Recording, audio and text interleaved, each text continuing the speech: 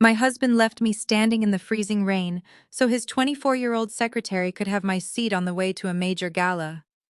He actually looked me in the eye, told me my braids were already ruined by the drizzle, and drove off, splashing dirty puddle water all over my designer gown. I did not cry. Instead, I took out my phone and booked a private jet to San Diego. But what Darius did not know was that at the dinner, the billionaire CEO, everyone was desperately trying to impress, suddenly stopped. The music looked at the crowd and asked why his daughter was not there yet. Before I continue this story, let me know where you are watching from in the comments below. Hit like and subscribe if you have ever had a man treat you like an option only to deeply regret it later. My name is Camille, and I am 32 years old. I work as a crisis PR executive, which means my entire career is built on managing disasters, spinning narratives, and cleaning up catastrophic messes for high-profile clients. I just never expected my own marriage of 5 years to become the ultimate disaster zone. The storm hit as I stepped out beneath the covered entrance of the luxury hotel where Darius had told me to wait. Freezing rain was coming down in sheets, bouncing aggressively off the pavement and quickly soaking through my emerald green evening gown. I had spent 3 hours getting ready for the Caldwell Enterprises charity gala, carefully styling my hair and ensuring my makeup was absolutely flawless. Darius, my husband, an investment banker, whose ego was consistently much larger than his actual portfolio, had promised that the town car would circle back for me after his supposedly critical prep meeting. I stood under the hotel's narrow, inadequate street-side awning, wrapping my arms tightly around myself as the wind howled through the city streets. My teeth chattered, but I checked my watch, trying to remain patient. Finally, the sleek black town car we had rented for the evening pulled up to the curb. I let out a breath of relief, gathered the hem of my heavy dress, and stepped directly into the freezing rain, reaching eagerly for the door handle. It was locked. I tugged it again, assuming the driver had not hit the release button, still locked. I knocked on the dark-tinted glass, the icy rain now soaking completely into my bare shoulders. The window slid down, but only exactly 2 inches. Darius was sitting in the back seat wearing his custom-tailored tuxedo, a tuxedo I had quietly paid for when his credit card was mysteriously declined last month. But he was not alone in the spacious back seat. Sitting right next to him, practically pressed against his shoulder, in a way that defied any standard of professional boundaries, was Lexi. She was 24, fresh out of a mediocre business program, and supposedly his administrative secretary. Tonight, however, she was wearing a backless crimson silk slip dress that dipped precariously low and left absolutely nothing to the imagination. She was holding a thin manila folder loosely in her lap, but her manicured hand was resting comfortably, possessively on my husband's thigh. "Darius, unlock the door," I said, raising my voice to be heard over the deafening sound of the pouring rain. "I am freezing out here." Darius looked at me, his eyes sweeping over my wet shoulders, then looked at Lexi before turning his gaze back to me with an expression of extreme, unbothered annoyance. "Camille, I cannot let you in right now," he said, his voice completely calm and laced with a terrifying indifference. "Lexi is holding the highly sensitive portfolio documents for the Caldwell pitch. Her dress is pure Italian silk, and it absolutely cannot get wet. If you get in looking like that, dripping water everywhere, you are going to ruin her outfit and potentially damage the paperwork." I stared at him, the freezing rain now plastering my heavy emerald dress to my skin, the chill seeping directly into my bones. "I am your wife," I said, my voice trembling now, not just from the biting cold, but from the sheer audacity of his words. "This is my seat. We paid for this car together. We are supposed to walk into this gala as a team. You are the one who begged me to come tonight to make you look stable and successful in front of the senior partners." Darius scoffed. It was a sound I had grown far too used to hearing over the last few years of our marriage. Whenever I landed a massive PR contract, he would scoff and call it cute, reminding me that PR was not real finance. Whenever I paid the mortgage because his bonus was tied up in bad investments, he would scoff and say he was just reorganizing his assets to build our empire. Now he was scoffing while I stood shivering in a storm, treated worse than a stranger. Look at yourself, Camille, he said, leaning closer to the 2-inch crack in the window, his tone dripping with condescension. Your braids are already frizzy from the rain. Your dress is soaked through. You look like a complete mess. I am about to pitch Winston Caldwell, the most powerful man in the corporate world tonight. I cannot have the chairman of Caldwell Enterprises seeing my wife walking into his prestigious gala, looking like a wet dog. It is embarrassing to my brand. Just call an Uber. We will see you inside the venue if you can manage to clean yourself up in the lobby bathroom. Lexi let out a high-pitched, breathy giggle from the back seat. Oh, Darius, do not be so mean, she purred, though her eyes were gleaming with unfiltered triumph as she looked me up and down. Maybe she can ask the driver for a towel before she gets in her Uber. Before I could even form a response to that staggering level of disrespect, Darius signaled the driver. The tinted window slid up seamlessly, abruptly cutting off my words and shutting me out completely. The heavy tires of the town car accelerated away from the curb without a second of hesitation. As it sped off the back wheel, hit a massive, deep puddle directly in front of where I was standing. A tidal wave of freezing, muddy street water splashed up, violently soaking the lower half of my gown and splattering freezing mud across my legs and shoes. I stood there on the sidewalk, dripping wet and covered in street grime, watching the red taillights of my husband's car disappear into the stormy city night. The icy wind cut fiercely through my soaked clothes, but the cold settling inside my chest was far worse. Any other woman might have broken down right there. I could have cried. I could have screamed at the empty street. I could have called an Uber, gone home, and spent the night weeping into my pillow while my husband paraded his secretary around high society. But I did not shed a single tear. I am a crisis PR executive. I fix messes. And Darius had just become my biggest project. I pulled my phone from my clutch, wiped the rainwater off the screen, and bypassed the rideshare apps entirely.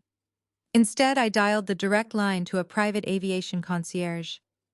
Yes, I need to prep a jet for an immediate departure to San Diego, I told the operator, my voice completely steady. Darius thought he was leaving a wet dog in the rain. He had no idea he had just unleashed a wolf. The heavy thud of this private car door shutting behind me was the most satisfying sound I had heard all night.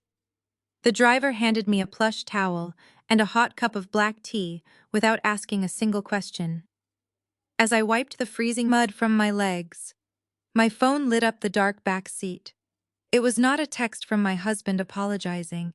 It was a barrage of notifications from our family group chat, ironically named Legacy Builders.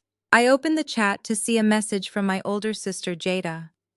Mom just told me Darius left you at the hotel, the message read. Seriously, Camille, why do you always embarrass him? You should have been ready earlier. You know how important the Caldwell pitch is tonight. I stared at the glowing screen, the sheer audacity of her words washing over me. Jada was 30, the undisputed golden child of our family, and a woman whose entire personality was wrapped up in her elite sorority image and maintaining the illusion of generational wealth. Darius must have immediately texted my mother from the back of that town car, spinning a narrative where I was the negligent, disorganized wife, ruining his big corporate moment. And true to form, Jada swallowed the lie whole. She never missed an opportunity to side with a man who wore a Rolex, no matter how terribly he treated her own sister. Before my frozen fingers could even type a response, a new message popped up. This one was from Trent, Jada's 36-year-old husband. Trent was a white tech bro from Palo Alto who loved to casually drop buzzwords about synergy and venture capital at every family dinner. What he loved to hide was the fact that his supposedly groundbreaking startup was currently bleeding money and entirely propped up by funds he had begged from Jada's family. Don't worry, Camille, Trent texted. If you can't afford a last-minute flight to San Diego, I can loan you some of my airline miles. Darius needs to focus on pitching Caldwell tonight. Don't ruin his vibe with a domestic dispute. My grip tightened around the phone. Trent loaning me miles was the ultimate joke. This was a man whose company server costs had been quietly covered for months by emergency transfers from Vivian and Jada's family accounts, all to keep his failing startup from collapsing in public. He was offering me miles while actively drowning in debt, completely oblivious to the fact that the polished lifestyle he flaunted was being propped up by family money he had never earned. Then came the final strike. The screen shifted as my mother Vivian entered the chat.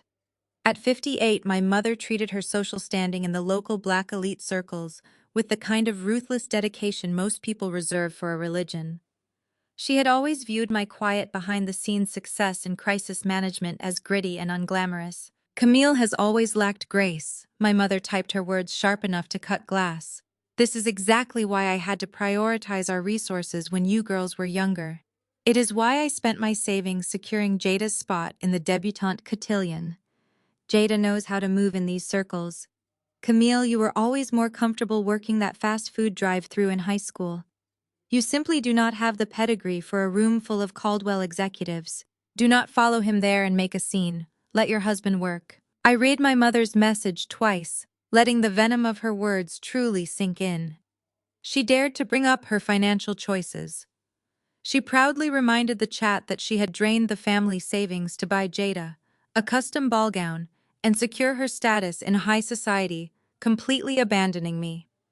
She conveniently left out the part where I had to work 30 hours a week smelling like stale grease at a burger joint just to pay for my own college applications. She framed my independence as a lack of class, weaponizing my hard work to justify her blatant favoritism. In her eyes, Darius and Jada were the shining stars of the family, and I was just the embarrassing relative they had to tolerate at Thanksgiving. They thought I was sitting on a wet curb crying over a ruined dress and a missed flight.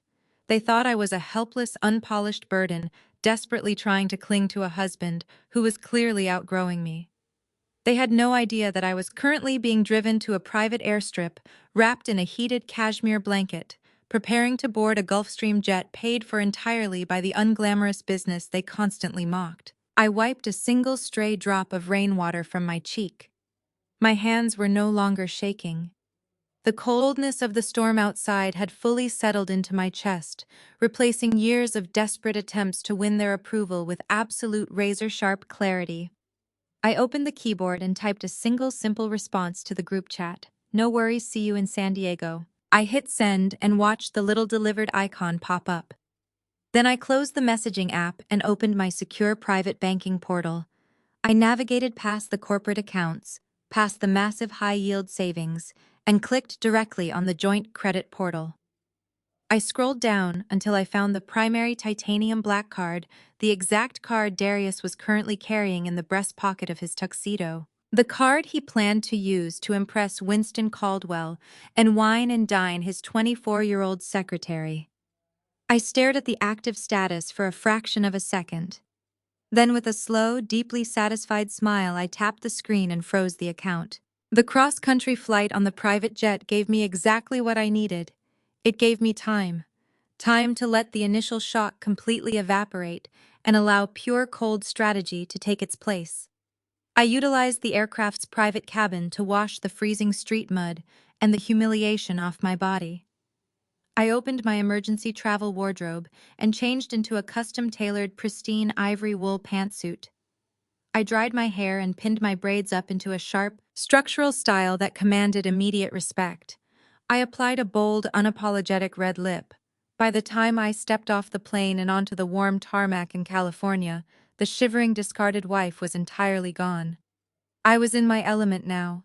I was a crisis manager stepping onto the battlefield, and my target was completely unaware of the arsenal I was bringing with me. The Grand Del Mar is a sprawling fortress of extreme luxury and quiet wealth. The lobby boasts imported marble floors, massive crystal chandeliers, and intricate frescoes lining the vaulted ceilings. It is the kind of place where discretion is paramount and raised voices are considered a severe breach of etiquette. But as I walked through the massive glass entry doors handing my keys to the valet, I did not even have to look around to find my husband. I could hear him. Darius was leaning aggressively over the polished mahogany reception desk, his voice echoing loudly and sharply off the high ceilings. He was furious, gesticulating wildly with his hands.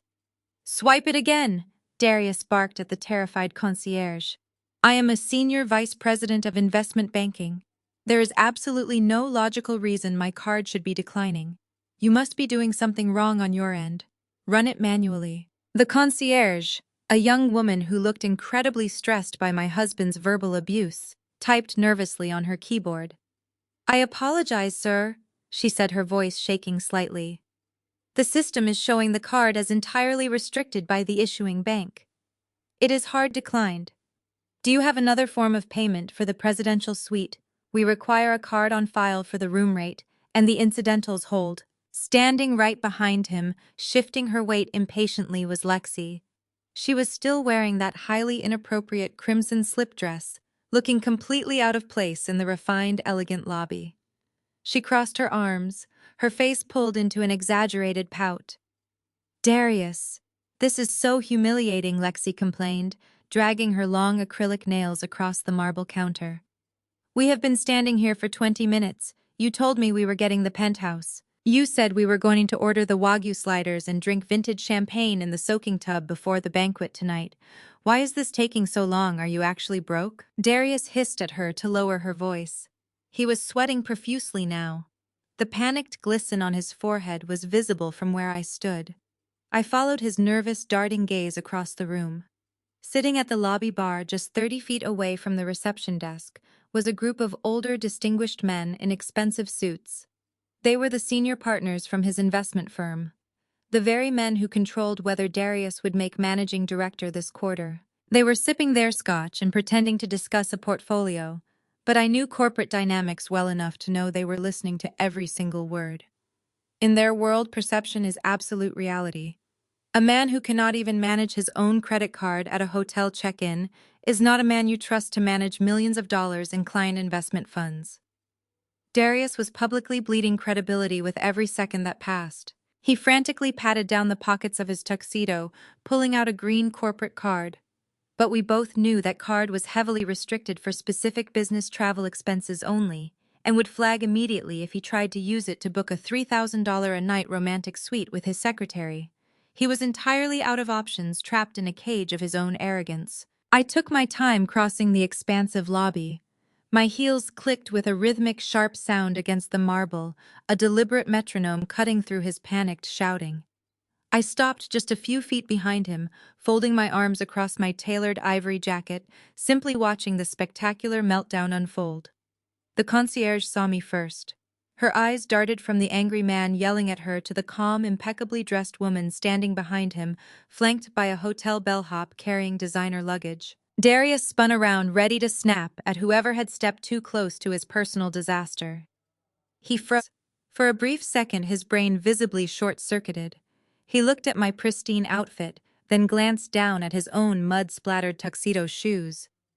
He tried to compute how the woman he had just left sobbing in a freezing rainstorm on the East Coast was currently standing in a sunny California resort, looking like she owned the entire hospitality group. But a narcissist does not possess the capacity to dwell on mysteries they cannot immediately solve. Their brains bypass logic and go straight to self-preservation. His panic over his current public humiliation quickly overrode his confusion about how I managed to arrive before him. His expression shifted rapidly from total shock to a desperate, demanding arrogance. He lunged forward and grabbed my elbow, attempting to pull me closer to the desk so his partners at the bar would not overhear the conversation. "Camille, thank God," he whispered harshly through gritted teeth. "I do not even care how you got here right now. My stupid bank locked my account. They put a fraud alert on my black card because of the sudden out-of-state travel charges. Hand the concierge your corporate card right now." I stared at his hand, gripping the pristine ivory sleeve of my jacket. I slowly looked from his fingers up to his desperate, sweating face. "You want me to pay for your room?" I asked, keeping my voice dangerously quiet but articulating every single syllable. "Yes," Darius snapped, glancing nervously over his shoulder at Lexi, who was glaring at me with unfiltered hostility, clearly furious that her romantic getaway was being interrupted by the wife. "Swipe your card for the suite. Just use your little PR business card to cover the hold. The room is $3,000 a night plus incidentals. I will transfer the funds back into your account on Monday morning as soon as my bank opens, and I can yell at my wealth manager." He leaned in closer, his tone turning into a harsh, commanding whisper. "Stop staring at me and just hand her the card, Camille. My senior partners are sitting right over there watching us. Do not make a scene. Do not embarrass me. If you do not pay for this room right now, you are going to make me look completely broke in front of the entire firm." I yanked my arm out of his grasp with enough force to make him stumble forward against the polished mahogany counter. The heavy silence in the VIP lobby seemed to magnify the sound of my voice, and I did not bother to lower it. I am not paying for your romantic getaway with your secretary, Darius. And I am certainly not using my business account to save you from your own financial incompetence. Darius's face flushed a deep mottled red, the veins in his neck strained against the collar of the tuxedo I had bought him. He glanced frantically over his shoulder at the senior partners, who had now completely stopped pretending to look at their portfolios. Their eyes were locked on our confrontation. "Camille, keep your voice down!" he hissed, stepping aggressively into my personal space, trying to use his height to intimidate me. "I am the provider in this marriage. I bring in the real money. My bonus is just tied up right now. You are acting like a selfish, bitter woman over a simple banking error. Be a supportive wife for once and hand the concierge your card. Do not ruin my career because you are feeling insecure." A harsh, sharp laugh escaped my throat. "A banking error. Is that what you told Lexi while you were promising her vintage champagne and a penthouse view?" I took a deliberate step toward him, forcing him to back up. "There is no banking error, Darius. That primary black card you have been flashing around all month does not belong to your investment firm. It never did. It is a sub-account attached directly to my corporate trust fund. I let you put your name on it because your fragile ego could not handle the fact that my supposedly little PR hobby was generating 10 times your annual salary. And when you decided to leave me standing in the freezing rain to play sugar daddy to a 24-year-old, I simply logged into my portal and cut off your allowance." Lexi gasped loudly, her hand flying to her mouth as she stared at Darius in absolute horror. "You are using her money!" she shrieked, her breathy voice echoing off the frescoed ceilings. "You told me you were a senior vice president. You told me you paid for everything." "I am a senior vice president," Darius shouted back at her, his composure completely shattering. He turned his absolute fury back on me, pointing a shaking finger at my face. "You are lying. I pay the mortgage. I pay for our lifestyle. You just manage petty internet scandals for C-list celebrities." I did not raise my voice, but the absolute ice in my tone commanded the attention of everyone in a 50-foot radius. "Do you, Darius? Because my forensic accountant has the exact figures printed out. Should we read them out loud for your colleagues sitting over there at the bar? Should we talk about the $120,000 I paid to clear your student loans before we even got married? Or maybe we should discuss the $5,000 Tom Ford suits hanging in your closet, funded entirely by the crisis management contracts you mocked at the dinner table. Even the Rolex on your wrist right now was a gift from my agency's discretionary fund. You call yourself a provider, but the only thing you have provided this marriage with is unparalleled audacity and a masterclass in financial parasitism." Darius opened his mouth to scream at me, his fists clenched tightly at his sides, but he had no defense. The truth was hanging in the air, thick and undeniable. Lexi stomped her foot, her cheap acrylic heels clicking angrily against the marble. "Darius, do something. I am not changing for the gala in a public restroom. I am not staying at a motel. Fix this right now." He frantically dug into his pockets again, pulling out a standard green corporate card. "Try this one," he demanded, throwing it at the concierge. The concierge did not even reach for it. "Sir, as I explained earlier, your firm restricts that card to approved travel expenses only. It will automatically decline a $3,000 suite upgrade. You need a personal card with sufficient funds to authorize the hold. Is there a problem here, ma'am?" The general manager of the Grand Del Mar had materialized beside the reception desk. He was a distinguished man who catered exclusively to billionaires and industry titans. He completely ignored Darius and directed his full deferential attention to me. "No problem at all," I said smoothly. I kept my tone calm enough to make it abundantly clear to Darius that the hotel manager already knew who I was and had no intention of indulging his tantrum. "This gentleman was just leaving. He seems to have misplaced his ability to pay for his accommodations along with his dignity." Darius puffed out his chest, trying desperately to reclaim a shred of his shattered authority. "Do you know who I am?" he demanded, glaring at the manager. "I am here for the Caldwell Enterprises banquet. I am pitching the chairman tonight. I demand a suite immediately, or I will make sure your corporate office hears about this disrespect. The manager did not even blink. He looked at the declined black card on the counter, then looked at Darius with profound professional disdain. Sir, unless you have a valid payment method under your own name, I must ask you to vacate the VIP reception area. This space is reserved for our premium guests and their approved companions. Darius was cornered. His partners at the bar were actively whispering to each other, now shaking their heads in disgust. One of them actually pulled out his phone, likely messaging the rest of their firm about the spectacular implosion happening in the lobby. Darius had been thoroughly and publicly exposed as a financial fraud who could not even afford his own infidelity. The manager quietly signaled to two large security guards, who immediately stepped forward from the shadows of the arched doorways. They flanked Darius and Lexi with intimidating precision, their expressions completely unreadable. "It is time for you to leave the premises, sir," the lead security guard said, gesturing toward the revolving glass doors leading back out to the driveway. "If you are attending a banquet here later tonight, you may return at the designated start time through the general admission entrance." Darius looked from the massive security guards to the mocking faces of his senior partners, and finally back to me. The sheer venomous hatred in his eyes was palpable. He realized he had lost the battle, but his narcissism would not allow him to walk away quietly. He leaned in close as the guards began to physically corral him toward the exit. "You think you won because you embarrassed me in a hotel lobby?" he snarled, his voice trembling with unchecked rage. "You have no idea what is coming. When I get into that Caldwell banquet tonight, I am going to completely destroy you, Camille. I am going to make sure every executive in that room knows exactly how unstable and vindictive you are. You are finished in this industry." He turned and stormed out into the warm California sun, trailing a furious, whining Lexi behind him. I stood perfectly still, smoothing the pristine lapel of my ivory jacket. He thought he was going to destroy me at the banquet. He had absolutely no idea that the real bloodbath had not even begun. The glass revolving doors of the grand lobby spun rapidly, catching the bright California sunlight. Before the scent of Darius's expensive cologne had even faded from the air, a new wave of hostility marched directly toward me. My mother Vivian was leading the charge. She was dressed impeccably in a tailored St. John knit suit, her posture rigid with the kind of practiced superiority she had perfected over decades of dominating the local social scene.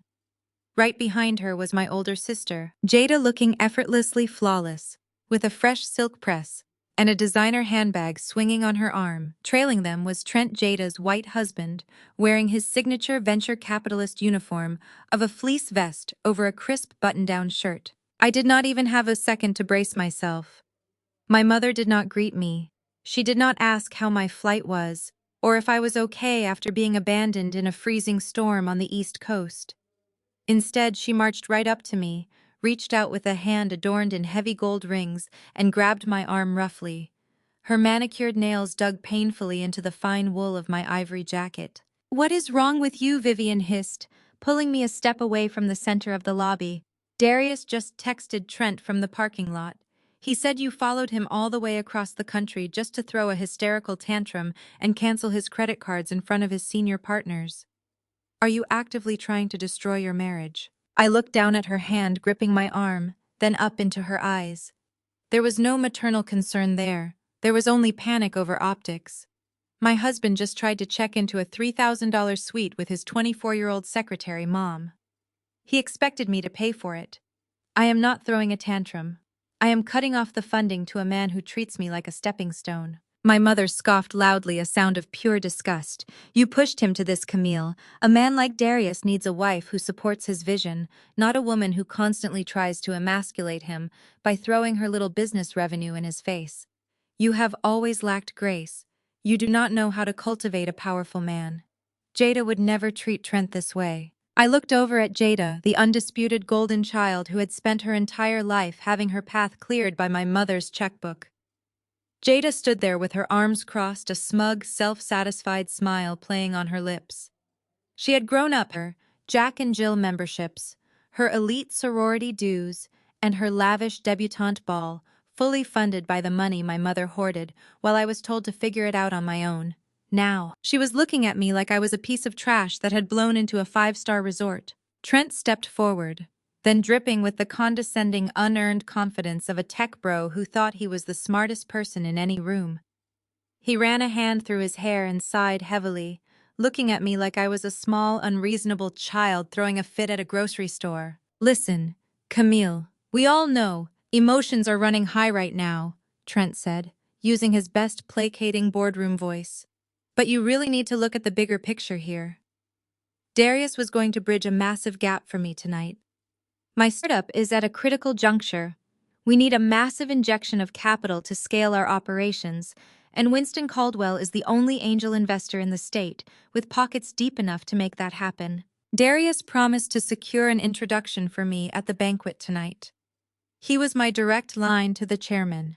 Now you have him locked out of the hotel and spiraling. You need to fix this. Call your bank, restore his access, and go apologize to him before you ruin my networking opportunities. I stared at Trent. I actually felt a genuine wave of awe at his sheer, unadulterated delusion. I was demanding that I apologize to the man who cheated on me and abandoned me in a storm, all so Trent could secure funding for a company that was basically a glorified scam.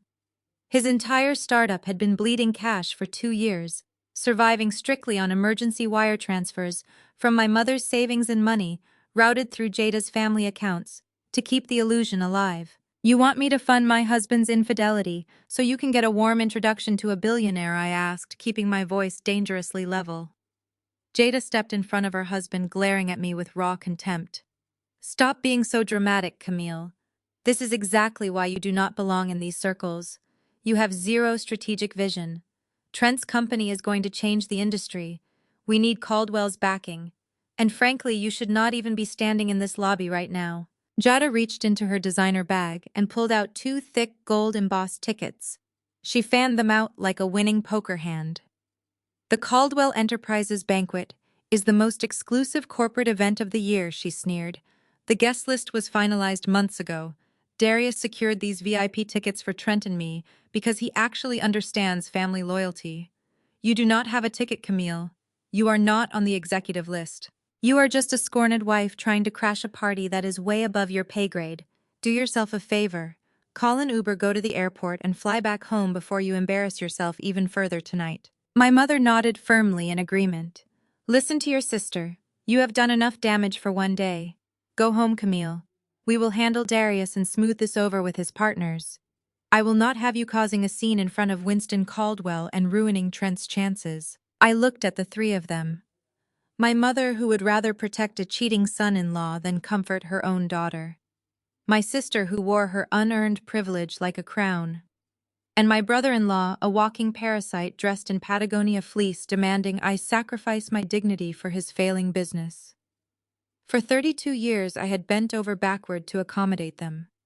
I had dimmed my own light to make them feel brighter. I had paid their debts, swallowed their insults, and accepted my role as the family punching bag. But the woman who used to crave their validation had died in the freezing rain on the East Coast. I smoothly and firmly pulled my arm out of my mother's grip. I brushed the spot on my ivory sleeve where her fingers had been as if flicking away dust. I am not going anywhere. I said, my voice ringing with a cold, terrifying authority that made my mother physically take a step back. I do not need a piece of gold-embossed cardstock from Darius to get into that banquet, Jada, and I certainly do not need your permission to stand in this hotel. I turned my attention directly to Trent. He puffed out his chest, trying to maintain his authoritative stance, but his eyes betrayed a sudden, unmistakable flicker of uncertainty. I wouldn't beg for an introduction to Winston Caldwell tonight. If I were you, Trent, I said, my tone casual, but laced with pure poison. I hear he absolutely despises men who embezzle their investors' money to pay off personal gambling debts. Trent turned chalk white. The arrogant smirk vanished from his face, instantly replaced by a look of sheer, unadulterated panic. His mouth opened, but no sound came out. Jada frowned, looking back and forth between her husband and me. Embezzle. What are you talking about? Trent, what is she talking about? I did not stay to watch him try to explain away the massive financial crimes my forensic accountant had uncovered just 48 hours prior. I turned on my heel, leaving the three of them standing paralyzed in the center of the grand lobby. I walked toward the private VIP elevators with my head held high. Let them scramble. Let them panic. Let Darius scheme in the parking lot.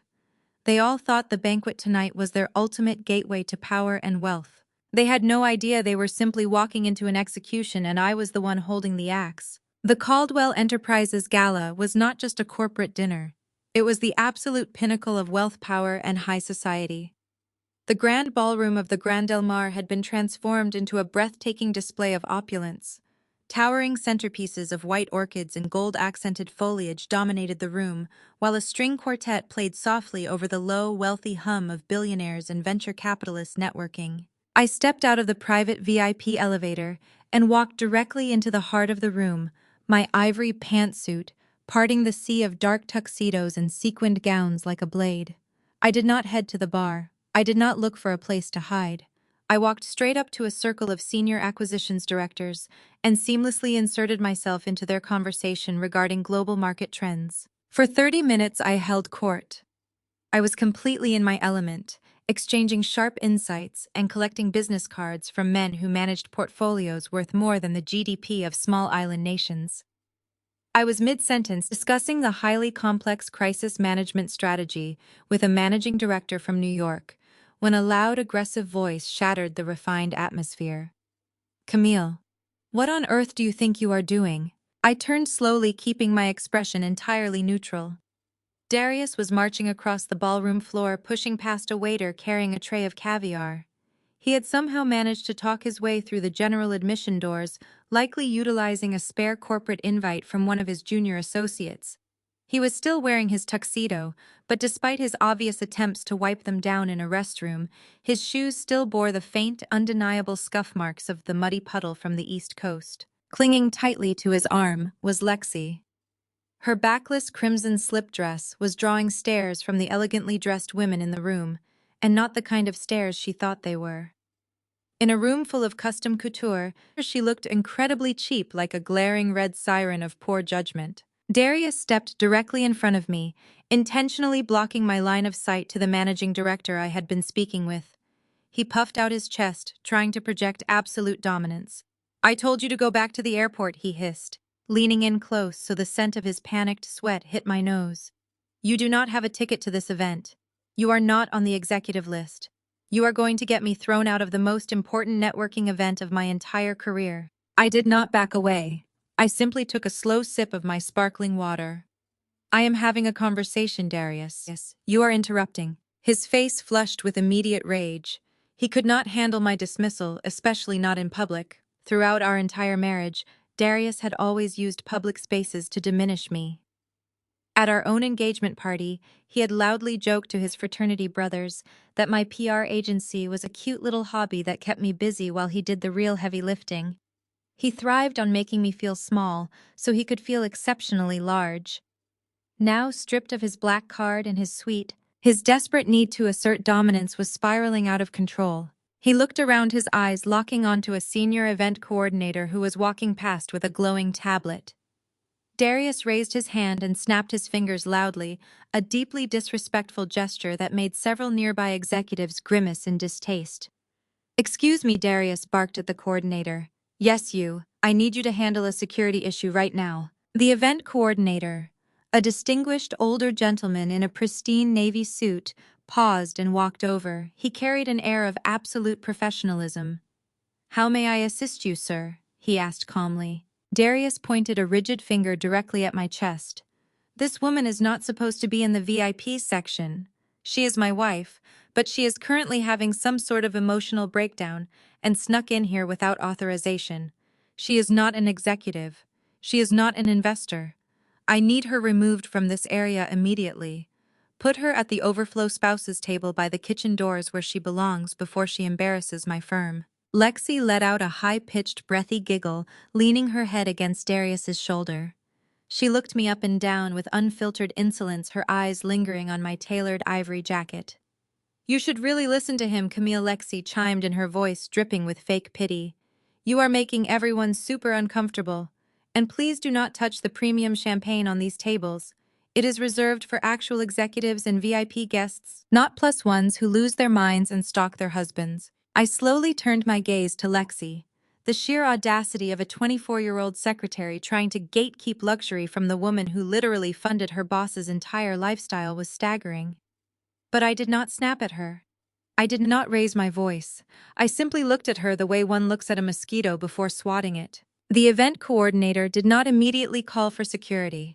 Instead, he looked at Darius, his professional demeanor remaining perfectly intact, though a sharp, observant glint appeared in his eyes. "May I have your name, sir?" the coordinator asked, pulling out a digital stylus. Darius puffed out his chest, adjusting his tie with his free hand. "Darius, Senior Vice President of Investment Banking. I am here to pitch Mr. Caldwell tonight." And this he gestured dismissively toward me as Camille. "Just Camille, remove her." The coordinator tapped his stylus against the screen of his tablet. He scrolled down a list, his eyes scanning the data. The ballroom around us seemed to quiet down, the ambient noise fading as nearby guests tuned in to the escalating drama. Jada and Trent had just entered the ballroom through the side doors, rushing over to stand behind Darius, eager to watch me finally be put in my place.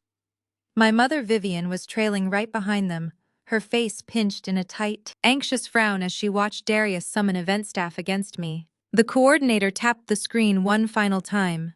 He looked up from his tablet, his gaze bypassing me entirely and locking directly onto Darius.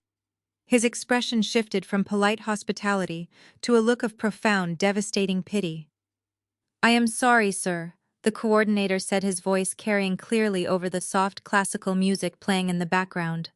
"There has been a mistake." "I am sorry, sir, there has been a mistake," the event coordinator repeated, his voice perfectly even. Darius let out a loud, triumphant bark of laughter. He looked at his senior partners who were watching from a few feet away, and then turned his smug gaze back to me. "Exactly," Darius said, puffing out his chest and adjusting his tuxedo jacket. "A massive mistake. Now call your security team and have her escorted out of the building. She is disrupting a highly sensitive corporate environment." The coordinator did not signal for security. He did not even look at me. He kept his eyes locked entirely on my husband.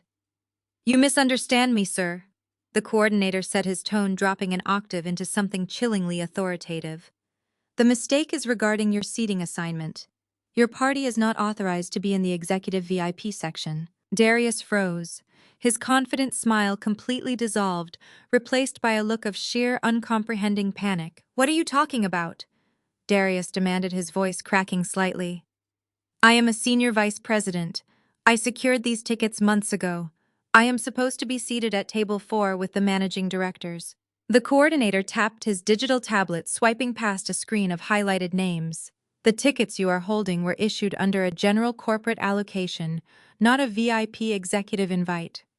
Your status has been officially reclassified by the organizers of this event. Your new assigned seating is Table 89. Please follow me." Table 89. The number hung in the air.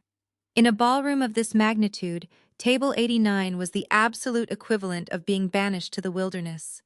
It was the overflow section. Lexi let out a sharp, dramatic gasp.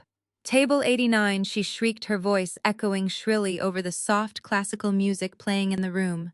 "Darius, no. That is in the back of the room. That is where the administrative staff and the entry-level analysts sit. You promised me we were sitting next to the billionaires. You promised I could network." Darius grabbed the coordinator by the arm, a massive breach of protocol that made the older man stiffen in absolute disgust. "Listen to me," Darius hissed, sweat forming on his brow again. "You cannot move me to the back of the room. I have a direct pitch with Winston Caldwell tonight. I have to be visible. Check your tablet again." "Please remove your hand from my suit, sir," the coordinator said, his voice cold enough to freeze water, "or I will have you physically removed from the premises entirely." Darius snatched his hand back as if he had been burned. Behind him, Jada and Trent were staring in absolute horror. This was their worst nightmare. Jada had spent her entire life curating a flawless high society image. She lived for the spotlight, for the front row, for the validation of being seen in the right places, with the right people. "Excuse me," Jada interrupted, pushing her way past Darius and Lexi. She plastered on a tight, condescending smile, the kind she used whenever she felt superior to service workers. There is obviously a glitch in your system. I am Jada Vance, and this is my husband Trent. He is a Silicon Valley innovator. We do not sit at overflow tables. My family has been heavily involved in elite philanthropic circles for decades. We are legacy members of the most exclusive organizations in the country. You are going to put us back at table 4 right now. The coordinator looked at Jada with blank professional apathy. Ma'am, I do not care if you invented the internet yourself. Your tickets belong to table 89. Now if you will all please follow my staff, they will escort you to the rear of the ballroom. 2 junior event staffers materialized out of thin air. With polite but incredibly firm gestures, they began herding Darius, Lexi, Trent, Jada, and my mother toward the back of the massive room. I watched them walk. It was the ultimate walk of shame. They had to march past rows and rows of beautifully decorated tables, past the judging eyes of the venture capitalists, past the senior partners from Darius' own firm, who were already taking their seats near the front. I saw the exact moment they reached table 89. It was positioned right next to the heavy, swinging metal doors of the catering kitchen. Every time a waiter walked in or out, a harsh draft of hot kitchen air and the loud clattering of industrial dishwashers would hit their table. The centerpiece was noticeably smaller than the ones at the front. It was the ultimate humiliation for a group of people who believed they were better than everyone else. Jada slammed her designer clutch onto the cheap tablecloth. I could hear her voice carrying across the distance, shrill and furious. "This is unacceptable!" Jada screamed, pointing a manicured finger across the ballroom directly at me. "Why is my sister still standing at the front of the room? She is the family scapegoat. She is a glorified party planner who could barely afford her own college tuition without my mother bailing her out. She does not even have a ticket to this event. You cannot put a Silicon Valley CEO by the bathrooms and leave her standing in the VIP section." My mother Vivian immediately joined the outrage. She marched right back up the aisle, her face twisted in absolute fury, ready to use whatever imagined status she thought she had to fix this disaster. "I demand to speak to the manager of this venue," Vivian barked at the coordinator. "You are embarrassing my son-in-law. My eldest daughter was a debutante. We have social standing. That woman standing over there is my youngest daughter, and she is nothing but a troublemaker who followed her husband here to cause a scene. Throw her out right now." The event coordinator did not flinch. He did not call for security. Instead, he turned his back on my screaming mother, walked directly up to me, and offered a deep, respectful bow. "Right this way, ma'am," he said gently. "Your seat is ready." The absolute silence that fell over my family was deafening. My mother froze mid-sentence, her jaw dropping open. From the back of the room, Jada and Trent stared in sheer, unadulterated shock. Darius looked like the air had been physically punched out of his lungs. The coordinator extended his arm and I walked forward. I did not look back at them. I let the hem of my ivory suit sweep elegantly across the plush carpet as I was guided to the absolute center of the ballroom. I was not just seated in the VIP section. I was escorted to table 1, the most exclusive, heavily guarded table in the entire venue. I took my seat. The chair was plush velvet. The table settings were pure gold. To my immediate right was an empty chair with a pristine, heavy cardstock name tent. The name printed in bold black ink was Winston Caldwell. I was seated right next to the billionaire chairman himself. From table 89, all the way across the massive room, I could feel the heat of my family staring at me. I calmly picked up my crystal water goblet, took a slow, refreshing sip, and allowed myself a small, satisfied smile. My mother looked like she was going to faint. She had spent 32 years telling me I was unpolished, that I lacked the grace and pedigree of my older sister, that I would never belong in rooms like this. She had drained my college funds to buy Jada a custom ball gown and forced me to work fast food to survive. And now she was sitting next to a noisy, swinging kitchen door, watching the daughter she discarded take the seat of honor next to the most powerful man in the state. Jada was visibly hyperventilating. Trent was staring at his phone, his face pale and sweating, likely realizing that the woman he had just mocked in the hotel lobby was holding more power than he could ever dream of pitching. Lexi was complaining loudly to Darius about the smell of the kitchen tugging at his sleeve and demanding he fix the situation. But Darius was not looking at Lexi. He was staring directly at me. Across the sea of tables, across the glittering chandeliers, and the elite crowd, our eyes met. He was humiliated. He was exposed. He was entirely stripped of the fake wealth and power he had used to abuse me for years. But as I watched his face carefully, I saw the shock slowly morph into something dark, desperate, and calculating. He leaned over and grabbed Trent by the collar of his fleece vest, pulling the tech bro close. Trent looked terrified, but Darius was whispering furiously into his ear, pointing discreetly toward the side exits of the ballroom. I knew that look. I had been married to the man for 5 years. Darius was not defeated yet. He was cornered, and a cornered narcissist is incredibly dangerous. He was plotting something, a final, desperate move to save his career and destroy mine before the night was over. I watched the two men slip through the heavy oak doors near the back of the ballroom, retreating like rats fleeing a sinking ship. My mother and sister were too busy arguing with a waiter about the placement of their water glasses to notice them leave. I took another slow sip from my crystal goblet, feeling the cool, refreshing water soothe my throat. The seat next to me, marked for Winston Caldwell, remained empty, but the energy in the room was buzzing with a palpable, electric anticipation for his arrival.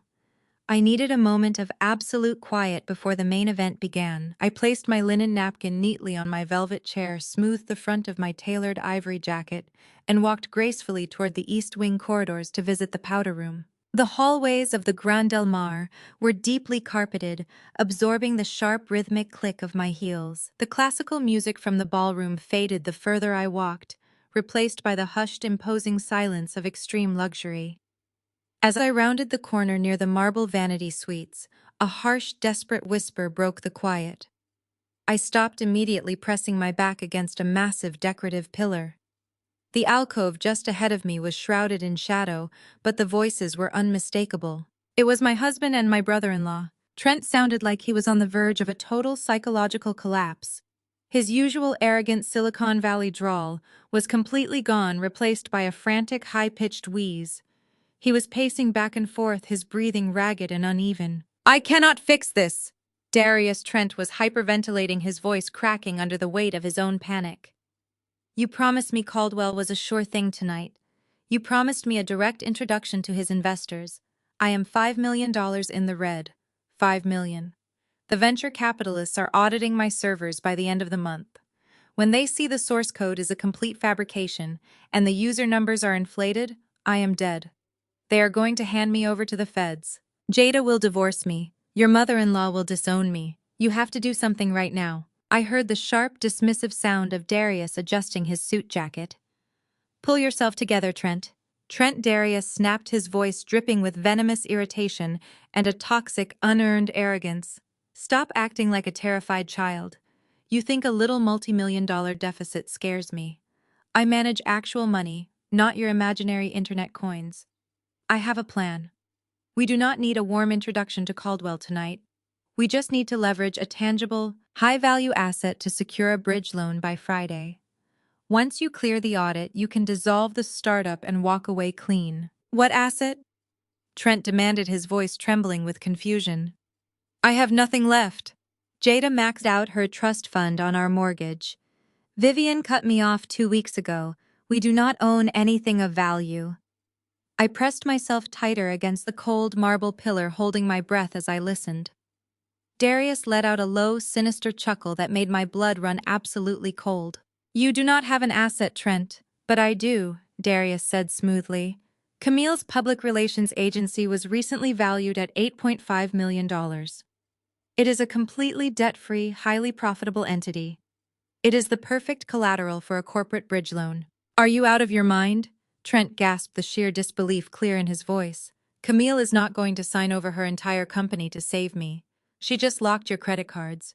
She basically laughed in my face in the lobby 10 minutes ago. She hates me." Darius sighed, the sound echoing in the alcove with pure, unfiltered misogyny. "You really do not understand women like my wife, Trent. Camille puts on a good show playing the tough, independent boss when she is angry. But at her core, she is desperately insecure. She has spent her entire life begging for her family to accept her begging for a seat at the table.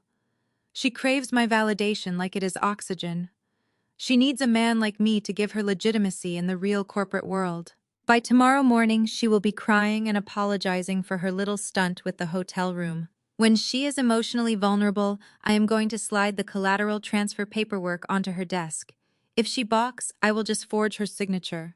I have done it before on our tax returns. She will not even fight it. She is too afraid of losing me, and she is too afraid of blowing up the family completely.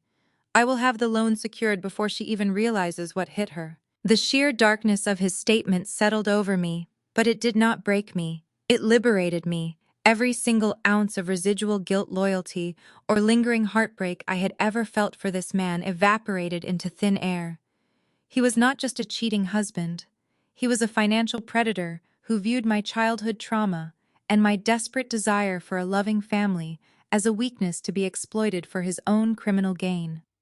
He thought I was a fragile, desperate woman who would let him steal the empire I built with my own 2 hands. I stepped out from behind the marble pillar, my ivory suit catching the dim lighting of the hallway. I did not scream. I did not cry. I walked directly up to the small polished cocktail table separating the 2 men. Trent saw me first. The blood drained from his face so fast he looked like a ghost. He took a stumbling step backward, his back hitting the heavily wallpapered wall with a soft thud. Darius froze his back to me, clearly registering the sheer terror on Trent's face before slowly turning around. Darius opened his mouth, likely to spin another lie to gaslight me, to tell me I was crazy and hearing things. But I did not give him the chance to speak a single syllable. I reached into the pocket of my tailored jacket and pulled out a small, sleek silver flash drive. I held it between my fingers for a fraction of a second, letting the reality of my presence wash over them, and then I dropped it onto the cocktail table. The metallic clink sounded like a gunshot in the quiet hallway.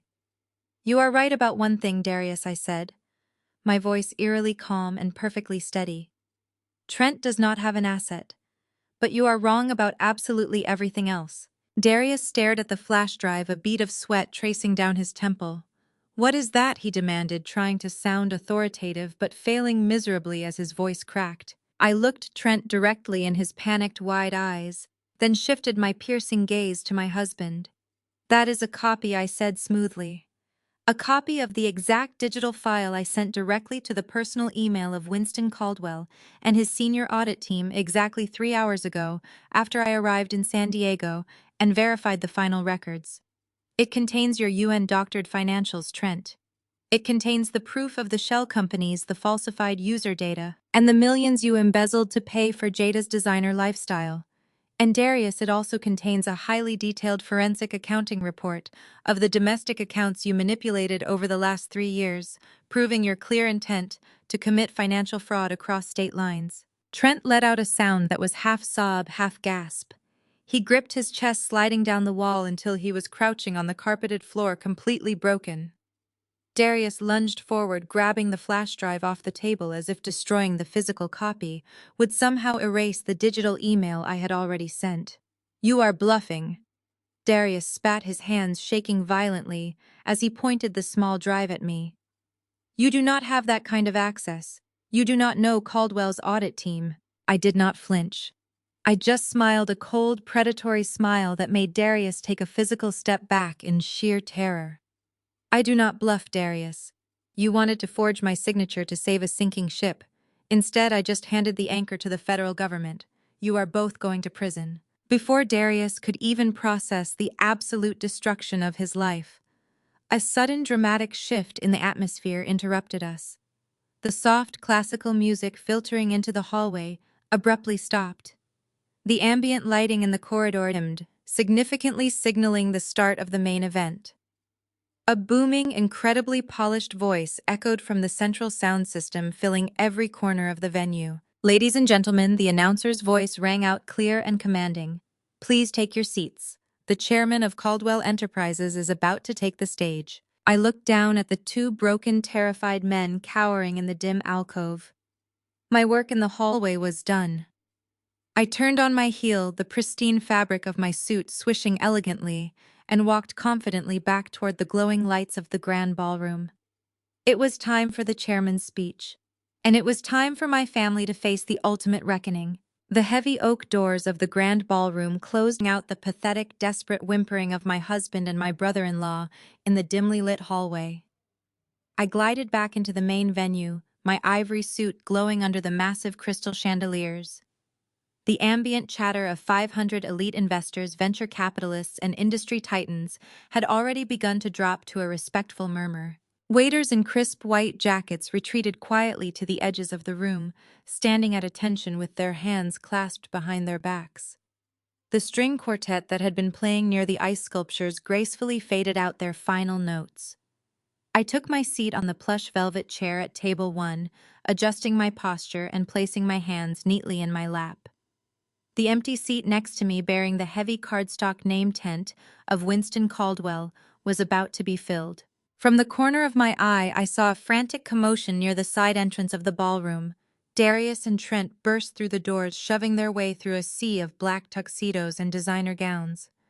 They did not return to table 89 by the kitchen, where my mother's sister and the secretary were stewing in humiliation. They could not afford to. They were operating on pure, unadulterated panic. Trent looked as though he was going to vomit right there on the patterned carpet, his face completely drained of blood, his hands clutching the edge of his fleece vest as if it were a life preserver. Darius, fueled by a toxic mixture of fear and adrenaline, was throwing sharp elbows to get to the very front of the stage. He shoved past a group of powerful managing directors, flashing a tight, terrifyingly fake smile, trying to act as though he belonged in the front row. He needed Winston Caldwell to see him. I needed to make direct eye contact with the billionaire to secure the phantom bridge loan he thought he was going to steal from me tomorrow morning. Then the main spotlight snapped on with a sharp click, illuminating the center of the stage. The low hum of the crowd vanished entirely. Winston Caldwell walked out from behind the heavy velvet curtains. He was 65 years old, a towering, elegant, self-made billionaire who moved with the kind of absolute authority that cannot be bought, only earned through decades of ruthless, brilliant execution. He wore a bespoke midnight blue tuxedo that fit his broad shoulders flawlessly. His silver hair was cropped close, his jawline sharp, and his dark, intelligent eyes swept over the ballroom with terrifying precision. The entire room went completely suffocatingly silent. You could hear a pin drop. Billionaires, politicians, and media moguls held their collective breath. This was a man who could destroy a multinational corporation with a single phone call, and everyone in the room knew it. Winston stepped up to the clear acrylic podium. He did not bring any notes. He did not look at a teleprompter. He gripped the edges of the podium with his large hands, his gold signet ring catching the bright glare of the spotlight. "Good evening," Winston said, his voice, a deep, resonant baritone that commanded the air in the room, vibrating through the floorboards. "I know exactly why you are all here tonight. You are waiting to hear about the massive restructuring of Caldwell Enterprises.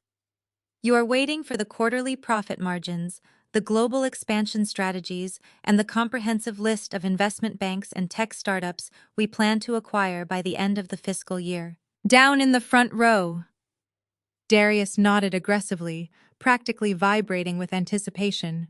He was standing so close to the stage he was almost touching it, his eyes wide with greedy, frantic desperation. He adjusted his tie, trying to project the image of a seasoned executive, ready to make the deal of a lifetime.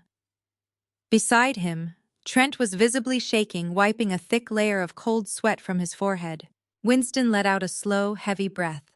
He looked out over the massive crowd, his expression shifting from corporate stoicism to something deeply personal and profoundly raw. "But I am not going to talk about quarterly profits tonight." Winston continued, his voice echoing off the frescoed ceilings and washing over the confused audience. "When you reach a certain level of wealth, numbers on a screen begin to lose their meaning entirely. You can buy skyscrapers. You can buy private islands in the Caribbean. You can buy the illusion of loyalty from the people standing in this very room. But none of that matters if your empire has no heart. None of that matters if you have no true legacy to leave behind." A ripple of unease washed over the audience. This was not the aggressive, market-driven speech anyone had anticipated from the notoriously ruthless CEO. Executives exchanged uneasy, baffled glances. Trent grabbed Darius by the arm, his panic escalating. He needed a financial bailout to save himself from federal prison, not a philosophical lecture on the meaning of wealth. For more than 3 decades, Winston said, his tone dropping into a fierce, simmering intensity that commanded absolute obedience. The media has painted me as a ruthless machine. They said I built my company because I was obsessed with market dominance and crushing my competitors. They were completely wrong. Every single acquisition, every hostile takeover, every sleepless hour I spent turning Caldwell Enterprises into a global titan was driven by one agonizing, consuming purpose. I was building a fortress. I was building an impenetrable fortress for someone who was taken from me. The silence in the ballroom became heavy and thick. Nobody dared to move a muscle. I sat perfectly still at table 1, my eyes locked on the man standing on the stage, feeling the immense weight of the moment settling over my shoulders. 32 years ago. Winston continued gripping the podium so tightly, his knuckles turned a shade lighter. I experienced the greatest betrayal a man can endure. A woman I trusted, a woman I believed had my best interests at heart, committed an act of sheer calculated evil.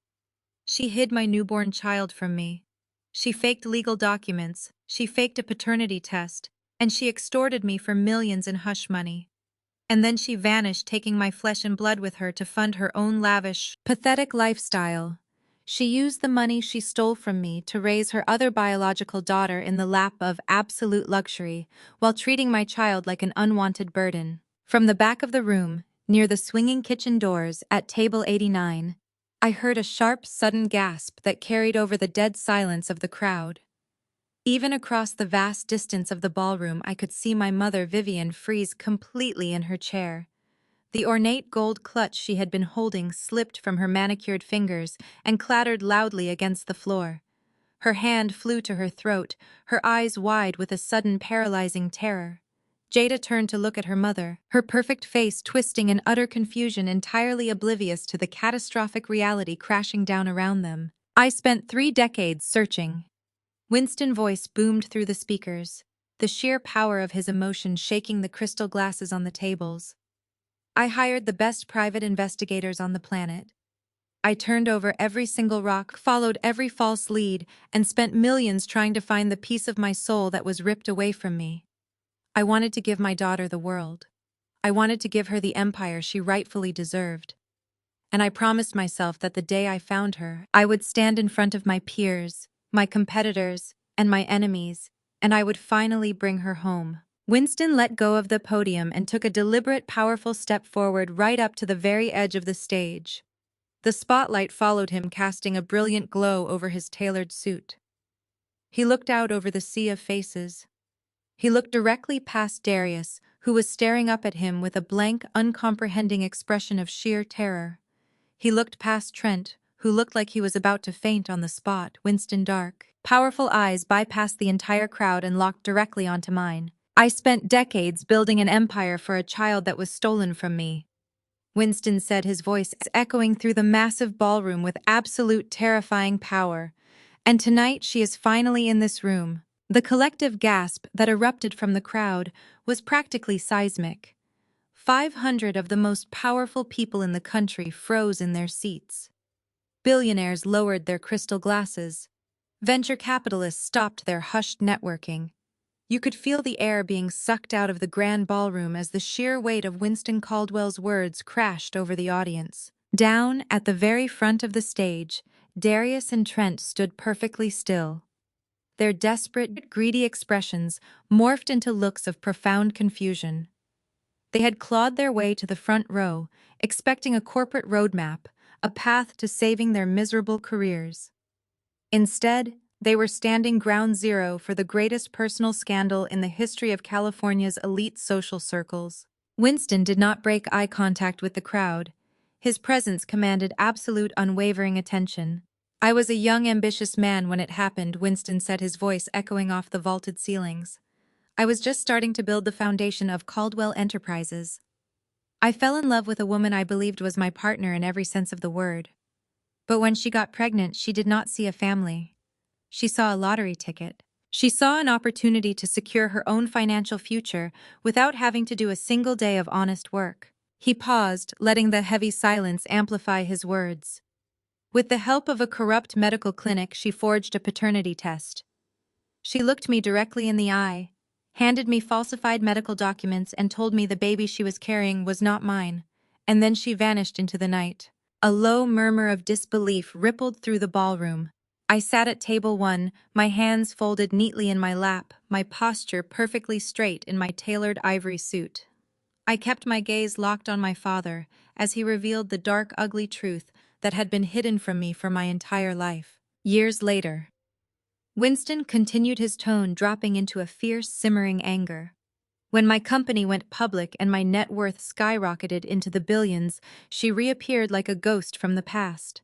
She threatened to release a fabricated scandal to the press, claiming I had abandoned her and a child. I was in the middle of a massive global merger. I could not afford the media circus, so I paid her. I wired millions of dollars in hush money to a highly secured offshore account.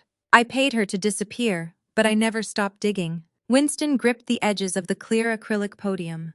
His knuckles turned a shade lighter under the bright stage lights. I hired the most ruthless forensic investigators on the planet. I tasked them with following every single cent of that extortion money. And what they uncovered just 3 months ago completely shattered my reality. The tension in the ballroom was thick enough to cut with a knife. Down by the kitchen doors at the overflow table, the air had turned absolutely toxic. The child she claimed was not mine was exactly that, Winston declared, his voice booming with undeniable power. She was my daughter. That woman used forged records and deception to keep my child hidden from me, then used her as a human shield and a personal ATM. She took the millions I wired her in extortion money and funneled it into her older child, her biological daughter from a previous relationship. At table 89, Vivian began to violently hyperventilate. Her chest heaved beneath her expensive tailored suit. Her heavily ringed hands shook so uncontrollably that she knocked her water goblet over, sending ice and water spilling across the cheap tablecloth. The ornate gold clutch she had been holding slipped from her manicured fingers and clattered loudly against the hard ballroom floor.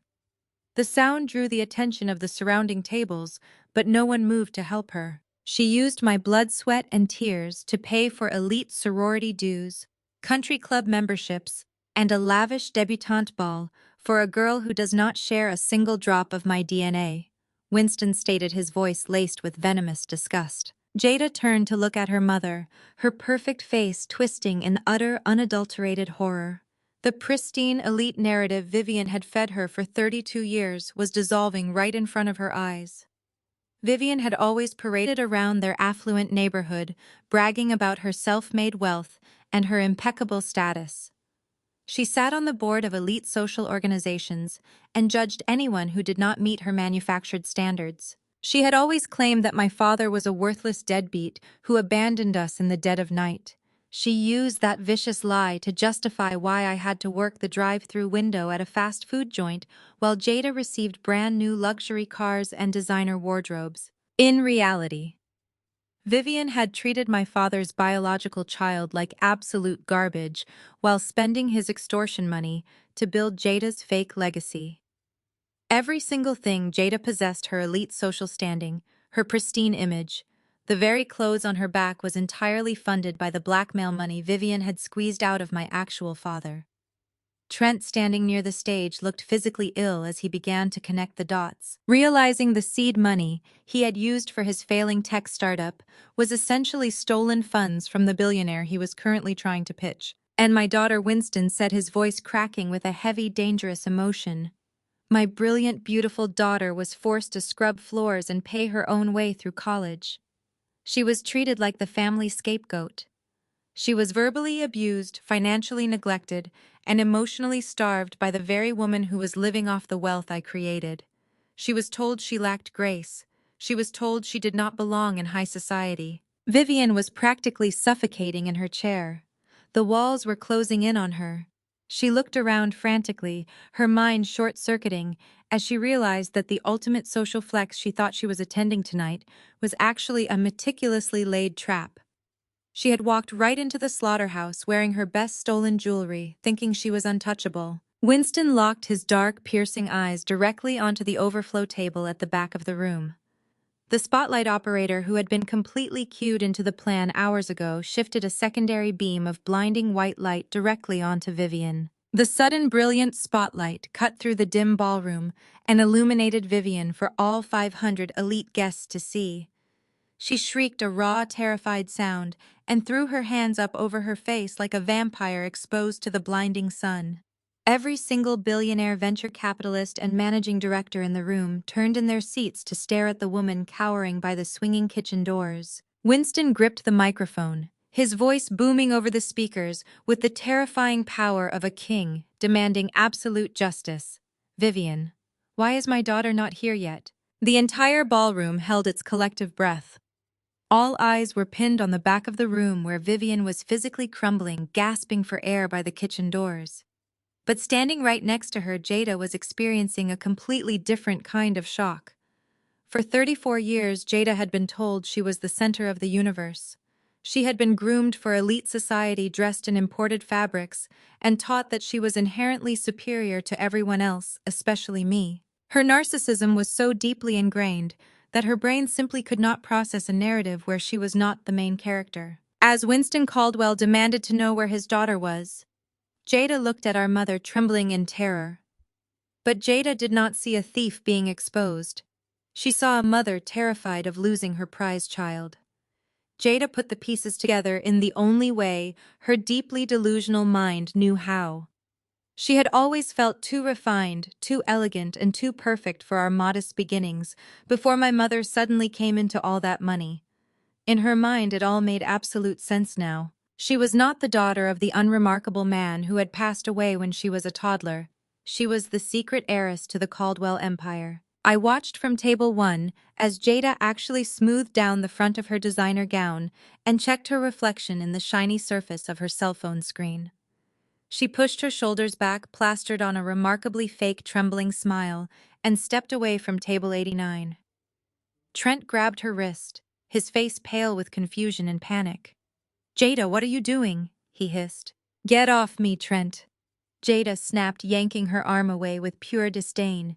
"Can you not see my father is waiting for me?" She did not walk. She glided. She paraded down the center aisle of the ballroom, performing a masterclass in theatrical victimhood. Tears welled up in her eyes right on cue. She clasped her hands over her heart, looking up at the billionaire on the stage with an expression of profound manufactured longing. The crowd parted for her murmuring and confusion as this sobbing woman made her way toward the podium. Darius, still standing at the very edge of the stage, looked back at Jada. For a brief, terrifying second, I could see the greedy gears turning in my husband's head. If Jada was the billionaire's daughter, that meant his brother-in-law, Trent, was the heir apparent. Darius stepped aside, clearing a path for Jada, likely already calculating how he could kiss up to her to secure the bridge loan he desperately needed. Jada reached the front of the stage. She looked up at Winston Caldwell, letting a single perfect tear roll down her cheek. "I am here!" Jada cried out, her voice echoing loudly in the silent room. She reached her hands up toward the stage. "I am right here. Mom hid me from you my entire life, but I always knew I was meant for something greater. I am so sorry she kept us apart." The silence in the ballroom became thick and suffocating. Jada stood there, her arms outstretched, waiting to be pulled up onto the stage and embraced by the billionaire she believed was her birthright. Winston Caldwell did not reach out. He did not smile. He looked down at Jada with a level of pure, unadulterated disgust that made the temperature in the room drop 10 degrees. "Who in the world are you?" Winston asked, his deep voice slicing through Jada's theatrical performance like a machete. Jada faltered, her hands dropping slightly. Her fake smile wavered. "I am Jada, your daughter. Vivian is my mother. I am the one she hid from you." Winston let out a short, harsh sound that lacked any trace of humor. "You are completely delusional," he said, his voice booming over the microphone for every elite guest to hear. "You are Vivian's biological child from a previous relationship. You are the product of the money your mother stole from me. You are the girl who wore the custom gowns bought with my extorted funds." You are the girl who attended an elite university using the college fund that was rightfully meant for my actual flesh and blood. You are absolutely nothing to me. Jada froze. Her perfectly curated world shattered into a million pieces right there on the ballroom floor. The realization hit her with the force of a freight train. She was not the billionaire heiress. She was the daughter of a common thief, and her entire life of luxury was built on stolen cash. The high society peers she had spent her life trying to impress were currently staring at her with profound revulsion. Trent, standing just a few feet away, staggered backward as if he had been physically struck. His failing tech startup relied entirely on the illusion of Jada's family wealth. He had married her because he thought she came from an untouchable lineage. Hearing a billionaire publicly declare that his wife was nothing but a fraud funded by extortion money meant Trent was officially ruined. There would be no angel investors. There would be no bailouts. He was going to federal prison. Vivian, who had finally managed to drag herself up the aisle, grabbed Jada by the arm, trying desperately to pull her golden child away from the blinding spotlight of her own humiliation. Jada, stop. Vivian sobbed, her carefully crafted elite persona completely destroyed. We have to leave. We have to go right now. But Winston was not finished. He signaled to the large security guards stationed at the corners of the stage. Security, remove these women from my sight. They are trespassing at a private corporate event, and I do not want them breathing the same air as my family for another second. As the guards moved in to flank a screaming Vivian and a catatonic Jada, Winston Caldwell turned his back on the trash at the front of the stage. He looked past the chaos, past the murmuring crowd, and locked his eyes directly onto table 1. The harsh, aggressive energy radiating from him instantly melted away, replaced by a profound, overwhelming warmth. He stepped away from the clear acrylic podium and walked down the short flight of stairs to the ballroom floor. The crowd parted for him in absolute awe. He stopped a few feet away from my table and extended his large, steady hand. Camille Winston said, his voice carrying clearly across the silent room, thick with 30 years of deferred love. Come up here, sweetheart. It is time for you to take your rightful place. Down by the stage, Darius whipped his head around so fast I thought his neck might snap. His eyes tracked Winston's outstretched hand, following the path directly to my table. I stood up slowly, deliberately. The heavy velvet chair pushed back without a sound. My tailored ivory suit caught the light of the massive crystal chandeliers glowing brilliantly against the dark room. I did not rush. I walked with the absolute, undeniable grace of a woman who had finally stepped into her power. I reached out and placed my hand in my father's hand. The gasp that left Darius' throat was loud enough to be heard over the soft rustle of my clothes. I looked down at my husband. He was staring at me, his eyes wide, his face completely devoid of color. The man who had left me shivering in the freezing rain to impress a billionaire was now realizing that he had just abandoned the billionaire's only child. He had spent the last hour plotting to forge the signature of the sole heiress to the Caldwell empire. Lexi was standing behind him, covering her mouth with both hands in sheer terror. Trent and Vivian watched in absolute soul-crushing horror as I walked up the stairs and embraced the most powerful man in the room. The embrace was unlike anything I had ever experienced in my entire life. For 32 years I had been starved of genuine parental affection, raised by a woman who looked at me like a financial transaction and treated me like an unwanted burden. But in the arms of Winston Caldwell, I felt an overwhelming, undeniable sense of safety. I felt the profound weight of a father who had spent 3 decades turning the world upside down just to find his child.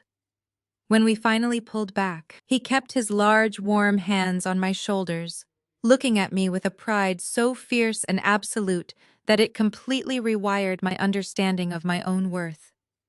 He did not see a woman who lacked grace. He did not see a scapegoat. He saw his legacy. Winston turned to the silent, captive audience. He stepped back from the clear acrylic podium and gestured for me to take his place.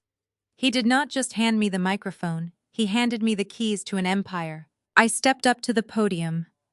The bright stage lights illuminated my tailored ivory suit, casting a brilliant glow over the intricate braids I had pinned up hours ago. The same braids my husband had mocked as frizzy in the freezing rain. I looked out over the sea of 500 elite guests. Billionaires, managing directors, and industry titans were staring up at me in absolute stunned silence. I did not shed a single tear. I was a crisis management executive, and I was currently managing the greatest crisis my enemies would ever face. I adjusted the microphone, the metallic sound ringing sharply across the massive ballroom. "Thank you, Winston," I said, my voice projecting with a steady, unwavering authority that echoed off the vaulted ceilings. "And thank you all for being here tonight to witness the dawn of a new era for Caldwell Enterprises. My name is Camille Caldwell. And as my father just revealed, my journey to this stage was intentionally delayed by people who sought to exploit my existence for their own greedy, parasitic gain. But those delays end tonight." I paused, letting my gaze sweep over the front row. The senior partners from my husband's investment bank were watching me with their mouths slightly parted, hanging onto my every word. "Effective at 5 o'clock this evening," I announced, ensuring my articulation was razor sharp. "The board of directors officially executed a complete transfer of power. Winston Caldwell has transferred 51% voting control of Caldwell Enterprises directly into my name, giving me the controlling stake. I am not just standing here as a reunited daughter. I am standing here as the new chief executive officer of Caldwell Enterprises." The entire ballroom erupted into a deafening wave of applause. The senior executives and venture capitalists rose from their chairs, offering a standing ovation that shook the floorboards. But I was not looking at the cheering crowd. My eyes were locked entirely on the man standing at the very edge of the stage. Darius had stopped breathing. His custom-tailored tuxedo suddenly looked 2 sizes too big for his rapidly deflating frame. The arrogant, untouchable investment banker who had strutted through the hotel lobby demanding VIP treatment was gone.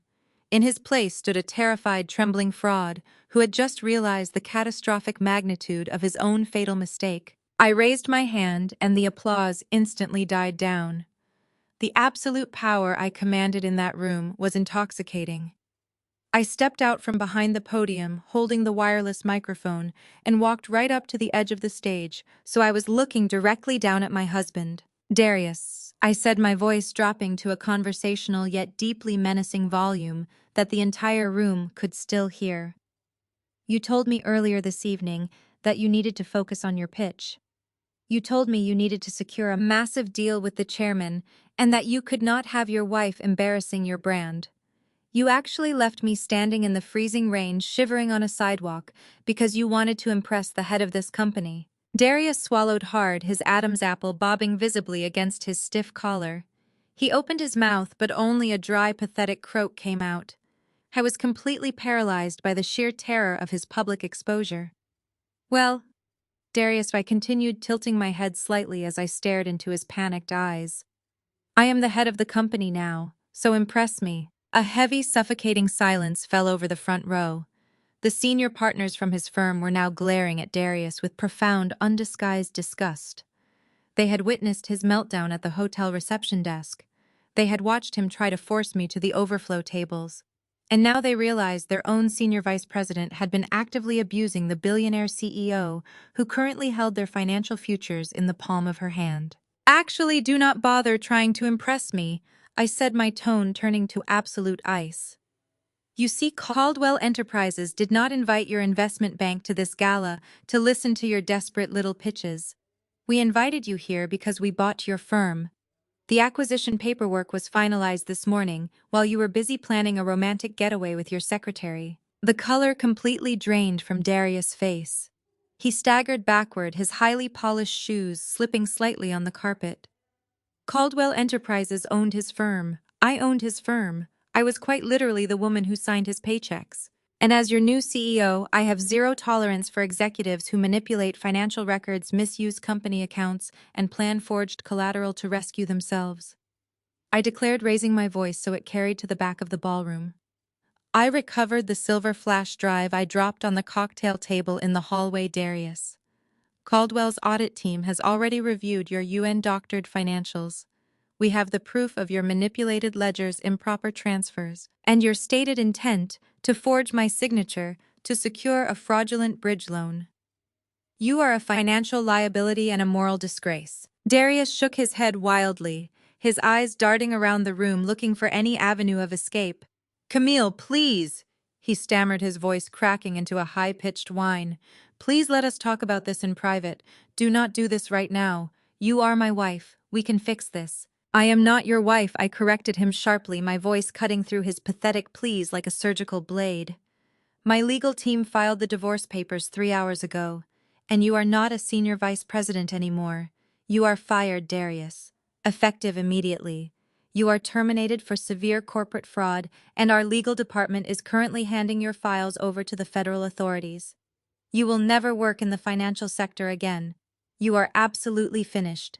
A collective murmur of shock and judgment rippled through the elite crowd. The senior partners from his now-acquired firm were already stepping away from him, physically distancing themselves from the radioactive fallout of his ruined career. I shifted my gaze just a few feet to the left, locating the woman in the backless crimson slip dress who had giggled while I was left in the storm. Lexi was trembling violently, her cheap acrylic nails digging into the sides of her designer knockoff purse. The smug, victorious smirk she had worn in the back of the town car had vanished completely.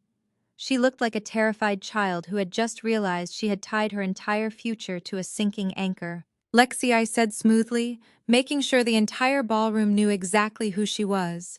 You found my presence in the town car super uncomfortable, did you not?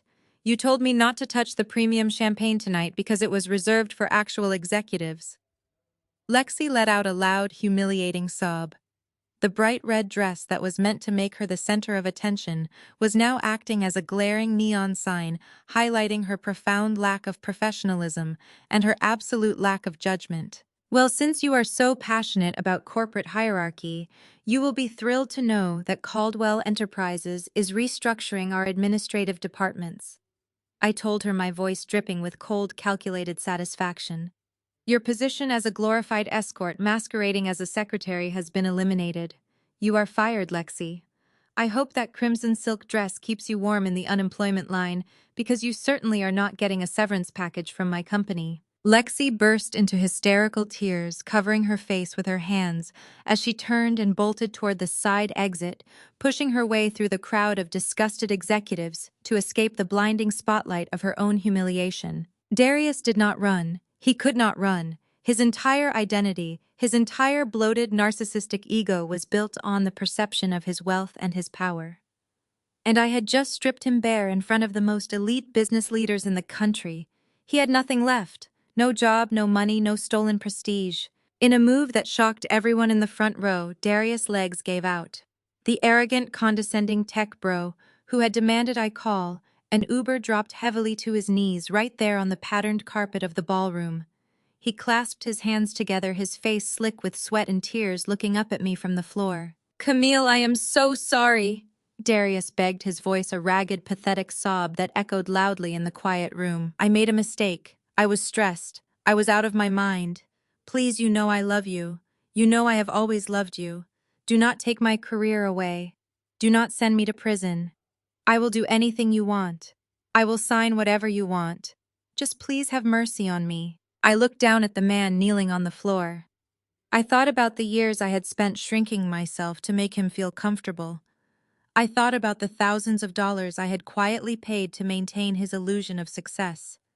I thought about the freezing street water splashing against my legs while he drove away to drink vintage champagne. I looked at his desperate, tear-stained face and I felt absolutely nothing. No anger, no sadness, no pity. Just the cold, clinical detachment of a CEO finalizing a highly successful termination. Security, I said calmly into the microphone, not even bothering to look at him anymore. Please prepare to escort this former employee off the premises. I turned my back on Darius as he continued to sob and beg on the floor. He was a closed chapter, a solved crisis. My true focus now belonged to the back of the room.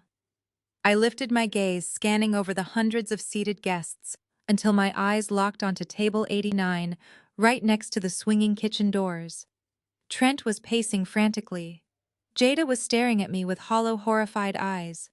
And Vivian, the woman who had stolen my life to fund her illusions, was shaking in her chair. The warm-up was officially over. It was time to deal with my family. I raised the microphone back to my lips. The entire ballroom followed my gaze, hundreds of heads turning in unison to look at the overflow table by the kitchen. The spotlight operator, completely in sync with my movements, shifted a secondary beam of harsh white light directly onto my former family. They looked like deer caught in the headlights of an oncoming freight train. Trent was already backing away from the table. His hands were raised defensively, his eyes darting toward the exit signs. He had spent the entire evening bragging about his groundbreaking tech startup, acting like he was the smartest man in California. Trent, I called out, my voice slicing through the heavy silence. You told me earlier today that I needed to beg for an introduction to Winston Caldwell so you could secure venture capital. You said you were a Silicon Valley innovator, but we both know that is a complete lie.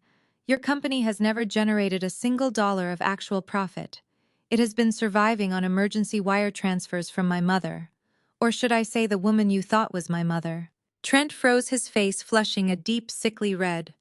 The venture capitalists and angel investors seated near the back of the room were now glaring at him, their expressions filled with absolute contempt. You built your entire startup on stolen funds. Trent, I stated clearly, making sure every major investor in the room heard me. You used the extortion money Vivian squeezed out of my father to pay for your server costs, your luxury office space, and your ridiculous fleece vests. But the gravy train has officially crashed. My father's legal team has already contacted the Securities and Exchange Commission. We handed over the UN-doctored financial records showing where your seed money originated and how investor funds were misused. Emergency freeze proceedings are already underway. You are not a tech innovator, Trent. You are a beneficiary of financial fraud, and you are about to answer to federal investigators. Trent let out a sound that was half gasp, half sob. He stumbled backward, his knees giving out just like my husband had, collapsing into an empty chair. The elite investors he had been desperate to network with physically shifted their chairs away from him, treating him like a contagious disease. I did not give the room time to recover. I shifted my piercing gaze directly to the woman standing next to him. Jada was trembling violently. Her designer gown, the one she had bragged about buying specifically for this gala, suddenly looked cheap and completely out of place. She had spent 34 years cultivating a flawless elite image. She was the star of her sorority, a prominent fixture in elite social clubs, and the golden child who could do no wrong. Jada, I said, saying her name with a cold clinical detachment. For my entire life you treated me like a burden. You told me I lacked grace. You mocked me for working fast food jobs to pay for my college applications while you paraded around in custom ball gowns. You stood in the hotel lobby today and told me I was a family scapegoat who did not belong in high society. Jada shook her head frantically, fresh tears spilling over her perfectly contoured cheeks. Camille, please, Jada cried out, her voice cracking. I did not know. I swear I did not know where the money came from. Mom lied to me too. You did not care where the money came from, Jada, I corrected her sharply. As long as your lifestyle was funded, you never asked a single question. Every designer bag in your closet, every country club membership fee, every luxury vacation you took was paid for with the blood money your mother stole from my father. Your entire perfect life was built on my suffering. You claimed you were a legacy member of the elite, but your only actual legacy is theft. You are a fraud, Jada. And by tomorrow morning, when this scandal hits the society papers, every single elite organization you belong to will revoke your membership. You are going to be a total outcast. Jada let out a devastating wail. She covered her face with her hands, sinking to the floor, her curated high society persona completely and utterly destroyed. She knew I was right. The circles she moved in were notoriously unforgiving. She would never be invited to another gala, another charity board, or another luncheon ever again. She was socially annihilated. But I was not finished. The ultimate reckoning was still waiting at the table. I locked my eyes on Vivian, the woman who had orchestrated 32 years of absolute misery. She had kept me from my father through forged records and deception, manipulated my reality, and treated me like a servant in my own home. Vivian gripped the edge of the cheap tablecloth, her chest heaving as she struggled to draw breath. Her face was an ashen mask of pure terror. Vivian, I said, my voice dropping an octave, ringing with an undeniable, terrifying authority. The entire ballroom held its breath. Even my father Winston stepped closer to me, standing as a silent, towering pillar of absolute support. You looked me in the eye when I was a child and told me my real father was a worthless deadbeat who abandoned us, I said, letting the raw truth expose her cruelty to the crowd. You made me scrub the floors of the mansion you bought with my father's extortion money. You locked me out of the house on my 18th birthday because my presence did not fit the aesthetic of Jada's bridal shower. You sent a message to a group chat today saying I lacked the pedigree to stand in this room. Vivian opened her mouth, her hands shaking violently. Camille, my beautiful girl. Vivian stammered, her voice a desperate, pathetic whisper. I raised you. I gave you a roof over your head. I was just trying to protect you from a harsh world. We are family. We were never family. I shot back, my voice slicing through her manipulation with surgical precision. You were my warden, and I was your human ATM. But your reign of terror ends tonight. My father's legal team has filed civil claims and criminal referrals against you for extortion, falsified records, and severe financial abuse. We have the bank records, we have the forged paternity documents, we have the paper trail proving exactly how you drained millions of dollars into offshore accounts. Vivian let out a loud, strangled gasp. She looked around the room, making eye contact with the wealthy socialites she had spent years trying to impress. But there was no sympathy in their eyes. There was only profound disgust. And there is one more thing, Vivian. I continued, delivering the final blow. The sprawling mansion you brag about was purchased through a shell company using the extorted funds. My forensic accountants traced the deeds and every payment behind them. Yesterday, my father's legal team obtained an emergency court order freezing that shell company and restoring control of the property pending restitution. You no longer have the legal right to treat that house as your private kingdom. Vivian's eyes widened in sheer horror. She stumbled backward, bumping into a tray stand. You have 24 hours to vacate my father's property, I declared, sealing her fate completely. You will leave the keys on the kitchen counter. You will not take a single piece of furniture, jewelry, or artwork because every single item in that house was purchased with stolen money. If you are not off the premises by this time tomorrow, I will have the local sheriff drag you out in handcuffs for trespassing. Vivian completely lost her mind. The perfectly composed, image-obsessed matriarch shattered into a million jagged pieces. She began screaming hysterically, waving her arms and pointing fingers at everyone around her. It is not my fault! Vivian shrieked, her voice echoing wildly through the grand ballroom. She pointed a shaking finger at Jada, who was still weeping on the floor. I did it for her. She demanded the expensive clothes. She demanded the tuition money. I had to pay for her lifestyle. And Trent, she pivoted, pointing wildly at her son-in-law. Trent begged me for capital. He drained my savings. They are the greedy ones. They took everything from me. I am a victim. She looked desperately at the surrounding tables, begging the elite crowd for validation, for pity, for someone to agree with her delusion. Look at what they did to me, Vivian cried out to a group of managing directors seated nearby. I am a respected member of this community. You know me. The response from the crowd was absolute, chilling perfection. In complete unison, the executives, the venture capitalists, and the billionaires sitting at the tables nearest to her simply stood up and turned their backs on her. They did not say a word. They did not yell. They just physically turned away, presenting her with a solid wall of custom-tailored suits and designer gowns. The ultimate devastating social rejection. Vivian let out a guttural wail, realizing she had been completely and entirely erased from the society she valued more than human life. She had no money. She had no home. Her golden child was destroyed.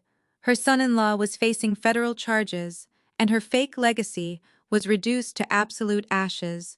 The social and financial destruction was absolute. I stood on the stage looking down at the wreckage of the people who had tried to bury me. I lowered this microphone, taking a deep, cleansing breath. The storm was finally over. The silence in the grand ballroom was violently broken by the sharp, synchronized sound of heavy footsteps. At a subtle, almost imperceptible nod from Winston Caldwell, a dozen private security guards descended upon the overflow table and the front of the stage. These were not average hotel bouncers. They were highly trained, imposing professionals in immaculate black suits moving with terrifying efficiency to excise the toxic waste from the venue. Vivian was the first to be handled. As two massive guards flanked her, she instinctively tried to pull rank, reverting to the arrogant high society persona that had shielded her for 32 years. "Take your hands off me," Vivian shrieked, batting wildly at the guard reaching for her arm. "Do you know who I am? I am a prominent member of this community. You cannot treat me like a common criminal. I will have your jobs for this." The security guard did not even blink. He gripped her upper arm with an iron hold that brooked absolutely no negotiation. "You are a trespasser, ma'am," the guard stated in a voice devoid of any emotion. "You have been asked to leave the premises. If you resist, we will bypass the escort and place you under citizen arrest for the local authorities. Move." The threat of local police arriving with handcuffs finally shattered the last remnants of Vivian's fake dignity. She let out a guttural sob, her shoulders sagging as she was forcibly marched away from the luxurious tables. The elite women she had spent decades trying to impress women who had attended her lavish luncheons and charity galas simply sipped their champagne and watched her humiliating removal with cold, unblinking apathy. Trent was not going down nearly as quietly. The arrogant tech bro, fully stripped of the stolen black wealth he had used to inflate his own mediocre existence, began thrashing against the guards gripping his Patagonia fleece. "This is a massive misunderstanding," Trent yelled, his face turning a blotchy, panicked purple. "I have investor rights. You cannot throw me out before I speak to my legal counsel. I know the mayor. I know the city council." A managing director sitting at a nearby table let out a sharp, mocking laugh. "You do not know anyone anymore, son," the executive called out smoothly. "Save your breath for the federal prosecutors." Trent opened his mouth to scream another threat, but a guard placed a firm, silencing hand between his shoulder blades and shoved him forcefully toward the exit corridor. Jada was dragged right behind him. The golden child was entirely unrecognizable. The custom designer gown that Vivian had purchased with my extorted college funds was caught under Jada's own stumbling feet, tearing loudly at the hem. Jada was weeping hysterically, her perfect makeup running down her face in thick dark streaks. She reached her hand out toward the VIP tables, desperately crying for anyone to intervene to validate her, to tell her she was still special. No one moved a muscle. She was nothing but a ghost fading into the background of a world she never truly belonged in. Down at the front of the room, Darius did not fight the guards. He did not yell. The absolute crushing reality of his total financial and social annihilation had paralyzed him. Two security officers hoisted him up from the carpet by his armpits. His custom tuxedo was rumpled, his tie hung loosely around his neck, and his eyes were hollow. He looked like a hollow shell of the narcissistic investment banker who had left me on the curb just hours ago. He managed to lift his head one last time, locking his desperate, pleading eyes with mine. He silently mouthed my name, begging for a final ounce of the grace and forgiveness I had always freely given him. I simply tilted my head, gave him a slow, dismissive smile, and turned my back on him forever. Lexi trailed behind him, sobbing loudly into her hands, completely ignored by the man she thought was her golden ticket to the top. The five of them were herded together by the security team, a pathetic, broken cluster of frauds, and marched out of the grand ballroom toward the main lobby. Winston stepped up to the edge of the stage and gestured toward the massive floor-to-ceiling glass windows that lined the western wall of the ballroom.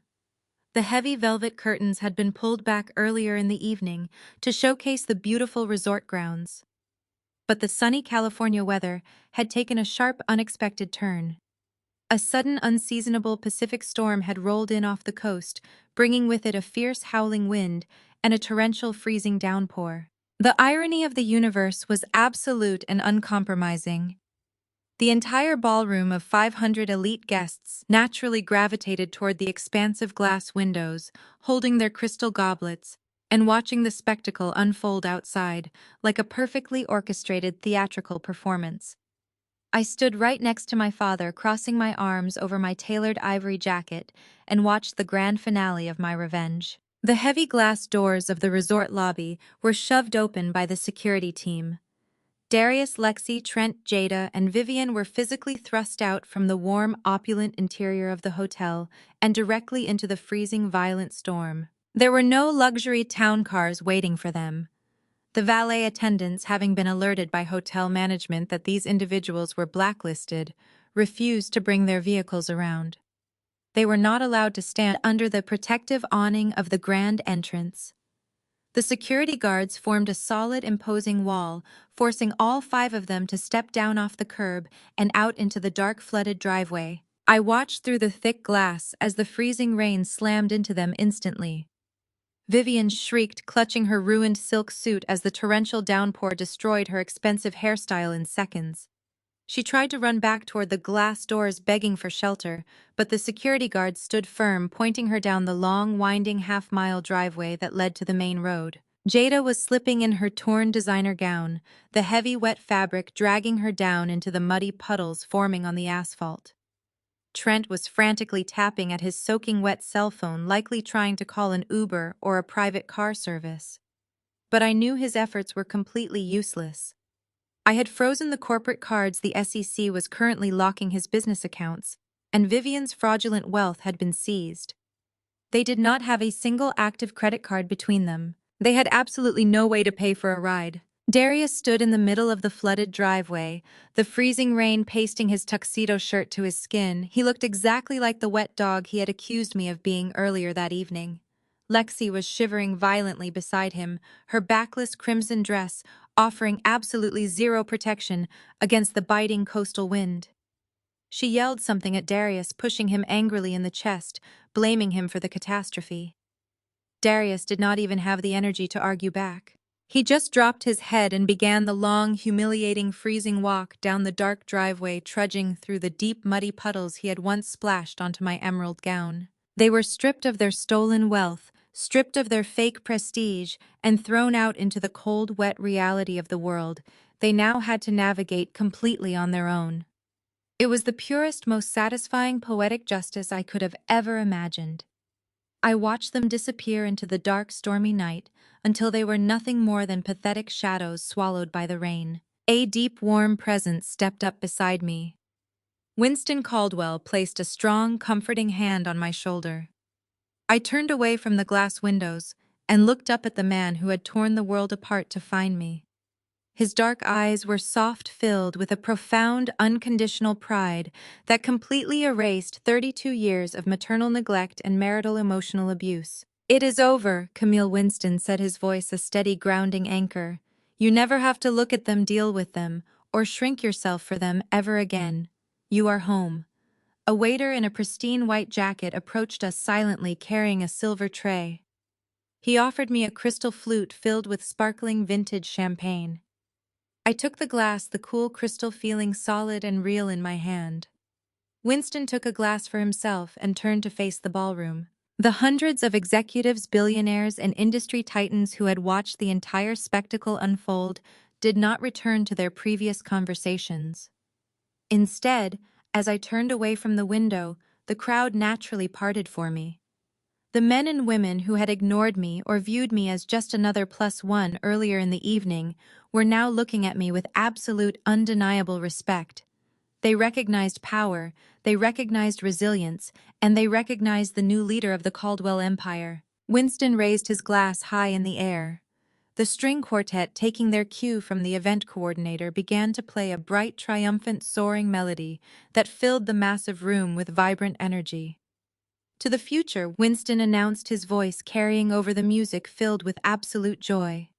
"To truth, to legacy, and most importantly, to my brilliant daughter, Camille." The entire ballroom raised their glasses in unison, echoing his toast with a resounding cheer. I looked at the sea of smiling faces, at the father who loved me fiercely, and at the beautiful unwritten future stretching out ahead of me. I raised my own glass, the champagne catching the light of the crystal chandeliers. I took a slow, deeply satisfying sip. The storm outside was raging, but inside, surrounded by genuine respect and unconditional love, I had never felt warmer. 6 months passed in the blink of an eye. The storm that ripped through San Diego that night completely washed away the toxic foundation my former family had built, leaving nothing but fertile ground for my new life to bloom. I am currently sitting in the corner office of the Caldwell Enterprises Executive Suite, looking out through floor-to-ceiling windows at the sprawling city skyline. The heavy mahogany desk in front of me is covered in quarterly reports and acquisition files. But the most satisfying documents are the legal briefs sitting at the very top of the pile. They detail the absolute unmitigated destruction of the people who thought they could bury me. Darius found out exactly how much loyalty his 24-year-old secretary possessed the very night they were thrown out of the gala. After the security team forced them into the rain, they finally managed to hail an overpriced rideshare. Darius pulled out a backup credit card, desperate to prove he still had access to money. It declined instantly. Lexi took one look at his panicked, soaking wet face and understood that the billionaire lifestyle he had promised her was a complete fabrication. She did not wait for an explanation. She opened the door, grabbed another cab, and abandoned him on the side of the highway with nothing but a ruined tuxedo and a dead card. Darius was forced to declare complete bankruptcy within a month. Without my corporate trust funding his extravagant life, and completely blacklisted from the financial sector, due to the fraud evidence I handed over, his assets were seized one by one. His luxury cars were repossessed. His custom-tailored tuxedo collection was liquidated to pay off his mounting legal debts. Last week, my security team sent me a photograph of his new reality. The former senior vice president of investment banking is now working as a floor associate at a discount retail chain measuring high school boys for cheap polyester prom suits. He wears a terrible, poorly fitting uniform and a plastic name tag. The man who once told me I lacked the grace to stand beside him is now spending his days folding clearance khakis on minimum wage. Trent's downfall was far more spectacular and significantly more public. The Securities and Exchange Commission moved quickly after receiving the UN-doctored financial files I sent them. Federal agents raided his heavily mortgaged Silicon Valley office just 3 days after the banquet. They seized hard drives, froze the shell accounts tied to the fraud, and walked him out of the glass building in handcuffs. 6 months later, he is still facing federal charges for wire fraud, embezzlement, and defrauding investors. His lawyers are fighting over evidence while prosecutors prepare the case that could send him to federal prison. The investors he lied to want restitution. His company is finished, and there are no angel investors coming to rescue him now. The ripple effect of Trent's criminal exposure absolutely obliterated Jada's carefully curated high society universe. For her entire life, Jada had operated under the delusion that she was untouchable, using the extortion money Vivian stole to buy her way into the most elite black social circles in the country.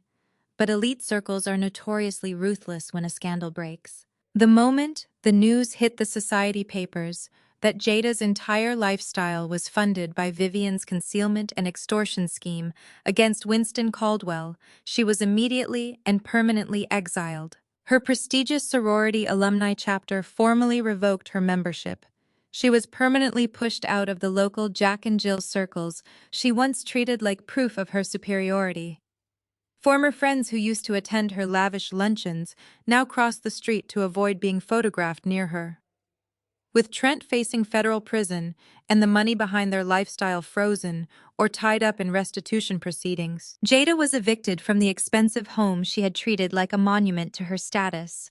She is currently living in a dingy weekly rate motel on the outskirts of the city, completely cut off from the invitations, memberships, and social access that once defined her. The designer life she used to weaponize against me is gone.